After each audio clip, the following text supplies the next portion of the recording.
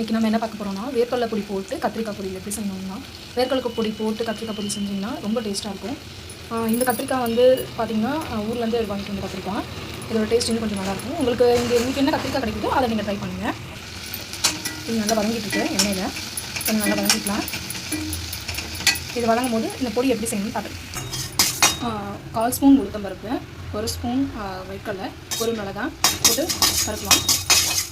இது நல்லா வறுப்பட்ட உடனே கொஞ்சமாக எண்ணெய் சேர்த்துக்கலாம். இது வறுப்பட்டுருச்சு பாருங்கள், கொஞ்சமாக எண்ணெய் அது வந்து பொரிஞ்சு வர மாதிரி இருந்தாலே போதும். ரொம்ப வறுக்கணும்னு ரொம்ப வறுத்திங்கன்னா கசக்க ஆரம்பிச்சு ஆஃப் பண்ணிடலாம்.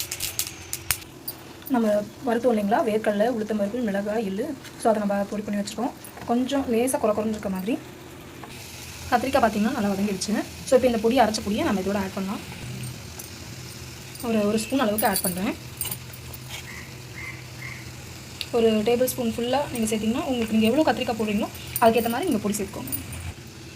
வேர்க்கடலை பொடி கத்திரிக்காய் ரெடி ஆகிடுச்சு. இது நீங்கள் சாதத்தோடு பசஞ்சு சாப்பிட்டா ரொம்ப டேஸ்டியாக இருக்கும். அடுத்த வீடியோவில் பார்க்கலாம் அடுத்த ரெசிபி என்னென்னு.